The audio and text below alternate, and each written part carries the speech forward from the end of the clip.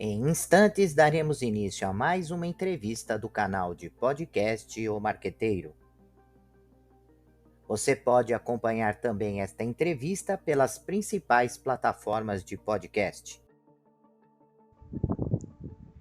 Seja bem-vindo, seja bem-vinda. Você está no canal de podcast O Marqueteiro. O tema é cooperativismo e associativismo. Para tratar desse tema, o nosso convidado é Júlio Ricardo Benites, que é formado em administração com diversos cursos nas áreas de empreendedorismo e gerente geral da rede Cooperfarma. Olá, Júlio, como é que está? Obrigado pela sua presença aqui no canal do podcast O Marqueteiro. Hoje nós vamos falar sobre cooperativismo e associativismo, né? Que é um tema que, apesar de ter naturezas diferentes, né? O cooperativismo tem uma natureza mais econômica e o associativismo uma natureza mais social. Em certos momentos a linha fica muito tênue, né, Júlio? Exatamente. Eu que agradeço inicialmente a convocação a participar de mais uma vez aí do podcast Marqueteiro. Para mim é uma alegria muito grande poder falar sobre esse tema, que é um tema que eu me apaixonei, eu estou vivendo esse tema aí no dia a dia há 14 anos, então é bem gratificante lidar com pessoas nesse formato. Então, realmente, como o professor bem colocou, né, essa é a maior diferença, eu acho, hoje do associativismo para o cooperativismo. Até a nossa ideia inicial, né, quando a rede surgiu, da qual eu faço parte, a rede Cooperfarma, que fica aqui no Paraná, nós temos 95% de abrangência de lojas aqui no estado, e algumas lojas fora aqui do estado estão situadas em Santa Catarina, né? Mas a rede começou justamente com essa ideia de ser uma cooperativa. Por isso que o nome é Cooperfarma. E no início era Cooperfarma com 2 O, e alguns anos atrás a gente achou por bem mudar esse nome para um O só. Então ficou Cooperfarma, né? Com essa essência de cooperativista, mas a gente sempre atuou no modelo associativismo. Então é um paradoxo para nós viver esse tema aí, esse tema tão interessante e importante para vários segmentos da economia no Brasil, né?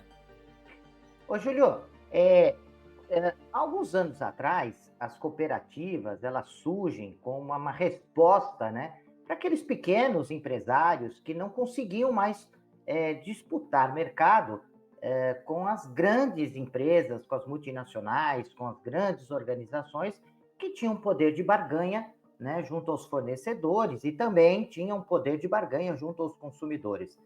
E a cooperativa ela entra, né, nesse modelo, por isso que eu falei dessa relação, às vezes a natureza ela se confunde, né, econômica com social, porque ela nasce com a proposta de auxiliar esses pequenos, esses médios empresários que não conseguiam mais ter o mesmo poder de barganha junto a fornecedores e a consumidores, auxiliando nesse processo, né? Coordenando algumas atividades que poderiam ser comuns para esses pequenos.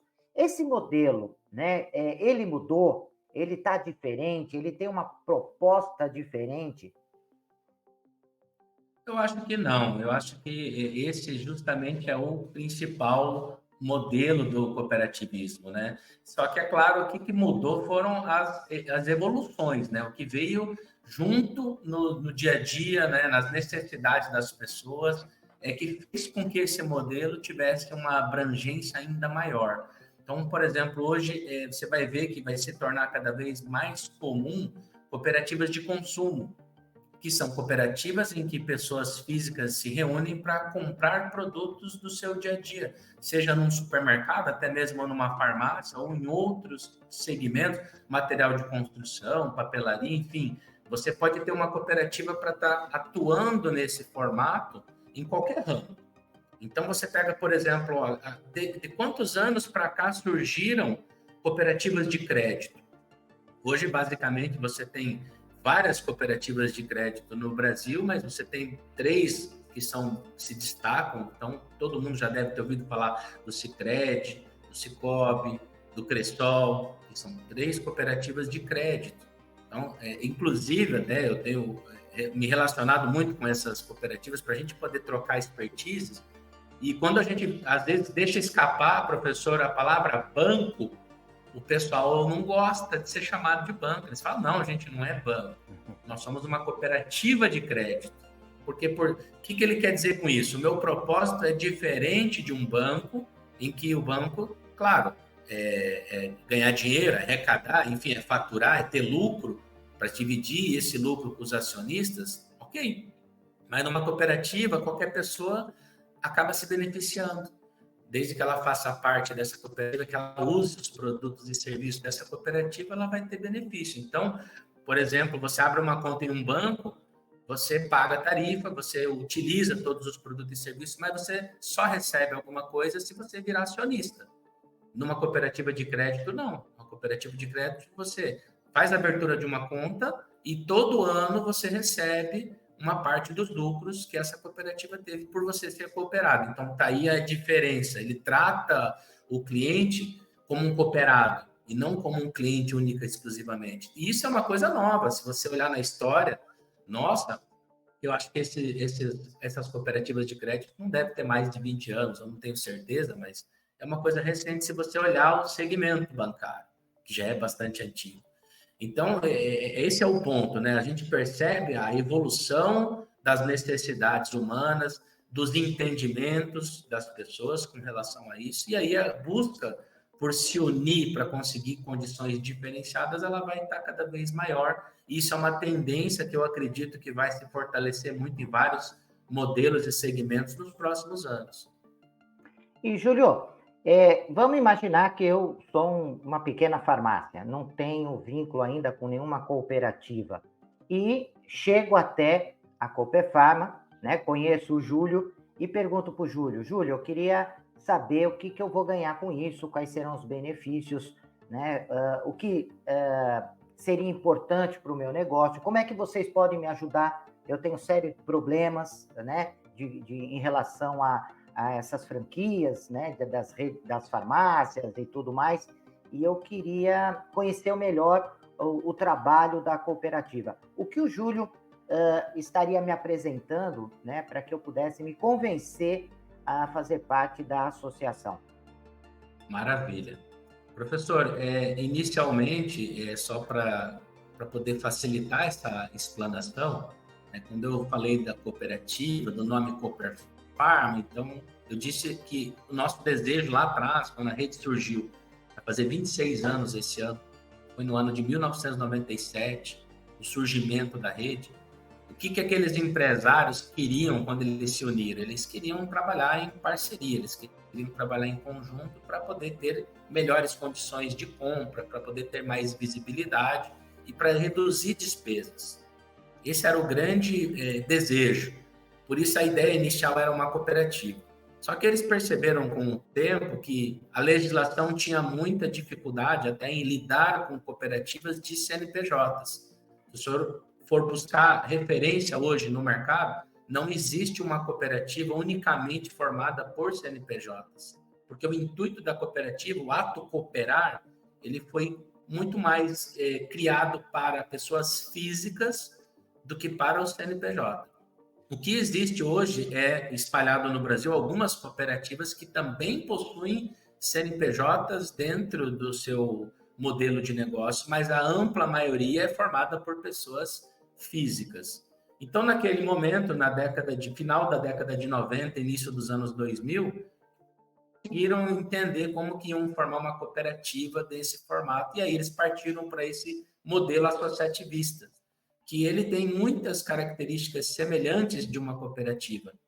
A grande diferença é que a cooperativa, ela se fortalece para que quando ela tenha condições financeiras melhores, ela possa distribuir esse valor entre os cooperados. Então, ela vai acabar fortalecendo todo o conjunto de uma forma ou de outra. No associativismo, você trata uma empresa, uma associação, como uma empresa sem fins lucrativos. E a legislação de uma associação, ela é muito clara, onde ela diz o seguinte: olha, não pode distribuir lucro. A associação não tem lucro. ela tem perda ou sobra. E é decidido em conjunto o que fazer com essas sobras. Geralmente é feito o quê? É feito investimento em campanhas, em ações de marketing, em expansão, em infraestrutura, em contratação de mão de obra. Então, quando você para analisar qual é o benefício de se tornar parte da Cooper Pharma, ou de uma outra rede associativista, como seja, é eu poder estar dentro de um grupo que tem um objetivo muito claro, muito comum, que é se proteger no seu mercado, criando condições para que o empresário possa prosperar. Então, na verdade, o nosso propósito aqui não é fazer com que a associação ganhe dinheiro, né? Nós, obviamente, como qualquer outra empresa no Brasil, seja ela sem fins lucrativos ou não, existem entradas e saídas de dinheiro. O dinheiro move o negócio. Mas a gente não trabalha pelo dinheiro, o trabalho é feito pelo associado. Então, o pensamento é mais ou menos assim: quanto mais lojas entrarem para o meu grupo e quanto mais essas lojas se fortalecem, mais forte vai ser a minha associação. A cooperativa ela vai para um caminho um pouquinho contrário. Não que esteja ruim, nem que está errado, mas é um caminho onde, quanto mais forte for a cooperativa, mais força eu vou levar para o meu cooperado. Então, fica muito mais centralizado. Na associação, o negócio é mais descentralizado. Eu preciso entender que esse modelo ele tem que trazer mais liberdade para o meu associado. Ele tem estratégias em cidades, mesmas cidades com lojas semelhantes, que são totalmente diferentes. Então, você pode ter uma loja numa cidade, duas lojas numa mesma cidade, numa distância até razoavelmente curta, e as duas lojas terem um perfil de consumo totalmente diferente. Por isso, eu tenho que entender esse modelo e oferecer para esse empresário um serviço que faz sentido. A cooperativa seria um outro caminho. Ela teria que fazer com que o negócio voltasse para dentro da cooperativa, ou seja, ela arrecadasse muito mais, seja com seus cooperados ou com empresas conveniadas, ou até com o mercado, se ela puder atender o mercado, do que eu fazer o empresário em si se fortalecer. Então, não é modelo certo nem modelo errado, são modelos que atuam em frentes diferentes. Entendi. E só insistindo um pouco nessa ideia, quais seriam as principais dores, né, das empresas, dos associados, que elas apresentam para a cooperativa? É só uma questão financeira, uma dificuldade financeira? Ou eles trazem outras demandas para a cooperativa? Sim, eles trazem várias outras demandas, né?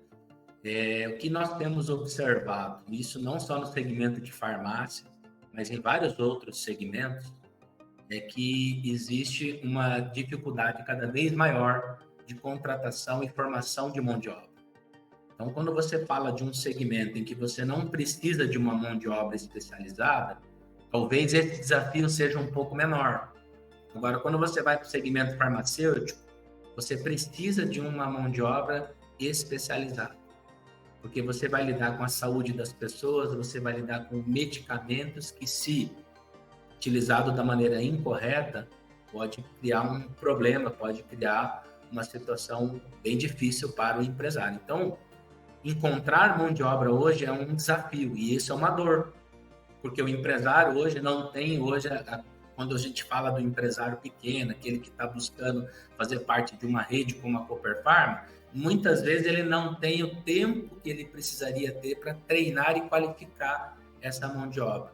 E por mais que a rede pudesse assumir essa missão, ela seria uma missão bastante árdua também para a rede assumir. Porque, como eu disse anteriormente, no associativismo a gente precisa entender e respeitar muita liberdade e as estratégias individuais. Então, quando eu centralizo, eu crio barreiras para o empresário, porque eu estou dizendo para ele, olha, você tem que trabalhar dessa forma, senão não vai dar certo. Só que lá naquela localidade que ele está, naquela região que ele está, com o público que ele tem, talvez essa não seja a melhor forma de trabalho. Então, qual que é o ideal? O meu ideal seria eu, cada vez mais, preparar esse empresário, qualificar ele para que ele possa estar muito mais tempo na gestão do seu negócio, e aí sim ele vai ter tempo para treinar e qualificar pessoas, do que ele estar trabalhando diretamente no seu negócio. O que acontece muitas vezes com o pequeno, só para entender o porquê que eu estou trazendo esse contexto, é que muitas vezes ele é farmacêutico, o dono da farmácia, então ele está no balcão atendendo clientes e ainda por cima ele assume várias outras tarefas gerenciais, como atender representantes de laboratórios, de distribuidoras, onde ele vai ter que negociar, fazer o controle administrativo. Muitas vezes ele não consegue contratar uma pessoa para fazer isso, então ele tem que ficar responsável por parte administrativa. Então ele tem as responsabilidades de farmacêutico, que é controlar todos os produtos que estão dentro da sua farmácia, validade, medicamentos controlados, receituário. Aí ele tem que cuidar do atendimento a esses clientes que vêm até a farmácia, ele tem que gerenciar a equipe. Então, o empresário acaba se sobrecarregando de muitas tarefas e ele tira o foco da gestão. Então, respondendo aqui a pergunta anterior, um pouco mais embasada, o que a rede vai fazer? Ela vai fazer com que esse empresário se prepare, se qualifique cada vez mais, para ele ter esse olhar de gestor, de empresário mesmo, e não somente de farmacêutico ou de atendente, seja qual for a função que ele opere também no seu negócio. Então, basicamente, o empresário precisa ter essa noção e organizar o seu negócio para andar sem ele. Por mais que ele tenha uma tarefa importante ali dentro, ele precisa trabalhar com esse foco. E olhando a outra ponta, né, nós falamos muito dessa relação das farmácias, enfim, das empresas que procuram as cooperativas, independente do segmento farmacêutico, né, mas procuram de uma maneira geral. E eu queria olhar para outra ponta, do ponto de vista do mercado, do consumidor. Existe alguma métrica, alguma pesquisa, algum estudo que demonstra que depois que aquela empresa, né, se associou a uma cooperativa, os resultados financeiros, mercadológicos, eles melhoraram? Existe alguma análise do tipo, olha, o número de farmácias ou de empresas que acabam falindo, elas, após a entrada numa cooperativa, esse índice diminui, ou ele ainda continua, ou independe dele estar na cooperativa ou não, se ele está no mercado de uma forma inadequada, ele acaba quebrando de qualquer maneira. Como é que você vê essa relação com o mercado, após a relação dessas empresas com as cooperativas? Então, eu vejo da seguinte forma, vai variar muito de acordo com a estrutura que a gente desenvolveu. Nós aqui na Cooper Pharma, a gente tem um acompanhamento de tudo que é feito dentro da farmácia de uma maneira mais intensa no primeiro ano, após a entrada dela na rede, justamente para a gente poder dimensionar o resultado que ele teve, de acordo com aquilo que ele praticou, aquilo que ele usou. Então, nós temos ferramentas que trazem vários indicadores em que a gente leva isso como uma devolutiva para o associado. Então, mensalmente, ele vai receber relatórios que mostram como está a performance dele, como que está a performance do mercado, para que ele possa se situar. Porque aquele empresário que não olha indicador, ele simplesmente não sabe para onde está indo. Ou ele pode até imaginar que ele está indo para um determinado lugar, mas ele nunca vai saber o quão perto ele está. Então, o indicador ele facilita essa visão e ele leva para o associado um dado em que ele possa corrigir aquilo que não está legal. Então, dentro aqui da nossa rede, a gente tem inúmeros indicadores, a gente faz esse acompanhamento, tem pessoas que acompanham isso e fazem essa devolutiva mês a mês para o empresário saber como que está indo o seu negócio. Isso é extremamente importante, Júlio.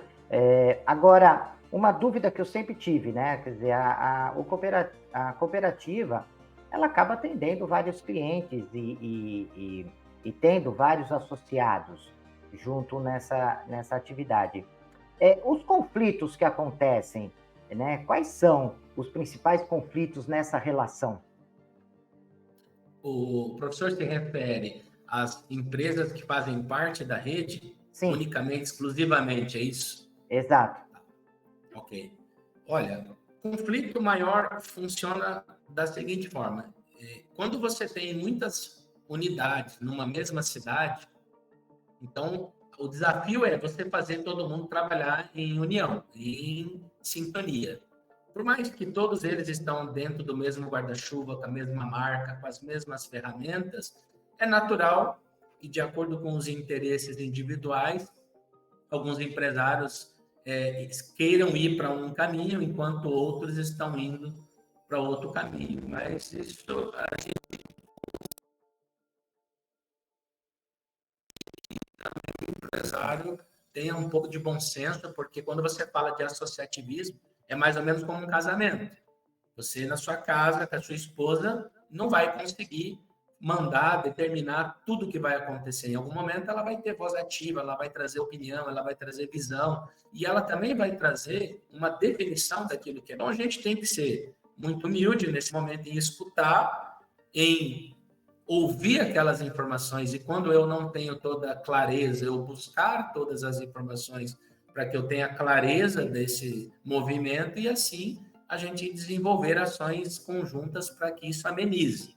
Mas os conflitos, eles são sempre, vamos dizer assim, trabalhados pela rede para que isso seja amenizado e não traga prejuízo para nenhum associado. Então, a gente dá liberdade, mas a gente também traz esse senso de pertencimento, de união, de todos eles trabalhar em prol de um único objetivo, que é fortalecer a marca e ter os seus resultados. Que ótimo, era isso que eu sempre tive em dúvida, né? Porque não deve ser uma atividade fácil, né? Porque você lida com empresas, com objetivos, com propósitos diferentes, e tentar padronizar, sem dúvida alguma, não é um processo tranquilo. Júlio, eu queria que você agora, nesse finalzinho, colocasse algumas observações finais, deixasse o seu contato, falasse um pouquinho da atividade da cooperativa, e o espaço é seu agora, Júlio. Muito bem. Eu acho bacana o pessoal conhecer um pouco a rede, né, e como que é o nosso modelo de atuação. Nós, nesse ano, na verdade, no final do ano passado, nós entendemos que esse modelo de cooperativa de consumo é algo que pode ser muito bem explorado, tanto por redes associativistas, como para aquela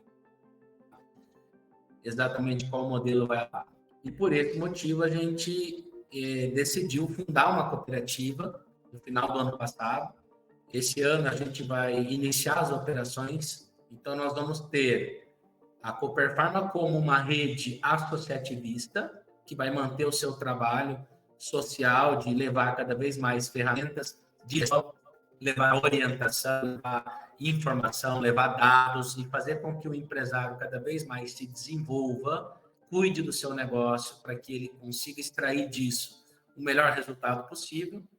E, por outro lado, essa cooperativa vai trazer para nós uma outra área em que a gente sempre atuou, mas que sempre foi um empecilho por conta do modelo associativista, que é fazer negócio conjunto. É eu poder ter, por exemplo, um centro de distribuição onde eu possa negociar com indústrias, trazer produtos aqui de interesse comum e que eu possa fazer essa distribuição dentro da rede, fazendo com que todas as lojas tenham acesso ao produto, que muitas vezes ele se torna escasso no mercado, né? Principalmente falando de oportunidades. Então, é muito comum o mercado lança uma oportunidade e, se você não está atento, você perde essa oportunidade. Então, nós, como cooperativa, tendo uma central de compras, a gente vai conseguir estar atento às oportunidades, aproveitar todas elas e levar essa oportunidade sem pressa para o nosso associado, garantindo estoque, garantindo preço e garantindo competitividade. E daí, desse movimento, vão surgir inúmeras outras ações que a gente já está com o nosso radar bastante ligado, que eu acho que vai sendo implantado essas ações, que agora, nesse momento, ainda é muito imaturo para eu falar o que vai ser exatamente, mas eu já dei as dicas durante a nossa fala, quando eu falo de cooperativa de consumo, esse ser um futuro próspero para esse modelo de negócio. Então, a Cooperfarma vai ter uma cooperativa de consumo que vai levar um baita de um benefício, não só para os seus cooperados, mas para os clientes. E eu acredito que esse modelo, a hora que ele for implantado, professor, ele vai levar a rede para um outro patamar. E aí, talvez a gente possa ter uma nova prosa aí para mim falar um pouquinho desse novo negócio, que é algo diferente e algo inédito, que você não tem no Brasil nenhuma referência daquilo que a gente vai criar neste ano de 2023. Então, vou deixar um pouco o mistério aí, um pouco os 3 pontinhos no ar para o pessoal, mas futuramente a gente vai poder conversar mais a respeito. E eu quero deixar também o meu contato, como o professor pediu, caso alguém tenha interesse em conhecer um pouco a rede, conversar um pouco mais sobre o modelo, estou à disposição, tá? Pode falar comigo através do meu e-mail, que é julio@cooperpharma.com.br, Cooperpharma com um só, ou através do meu telefone WhatsApp, que é DDD 45, e o número 98401-4687. Júlio, muito obrigado por você disponibilizar mais uma vez. Nós já tivemos um bate-papo, uma entrevista no ano passado. Estamos retornando, né, para falar um pouquinho mais desse assunto de cooperativa, né, de associativismo, de cooperativismo, que é tão importante, né, no mercado hoje em dia, por conta desse cenário que nós estamos vivenciando no Brasil e no mundo. Eu acho que é uma das portas de saída para que os pequenos e médios empresários eles possam se tornar cada vez mais fortes, mais competitivos no mercado. Então, por isso, eu te agradeço muito a sua disponibilidade de tempo, né, esse carinho que você tem sempre quando eu entro em contato contigo. E sem dúvida alguma, né, Júlio, nós vamos voltar a falar sim.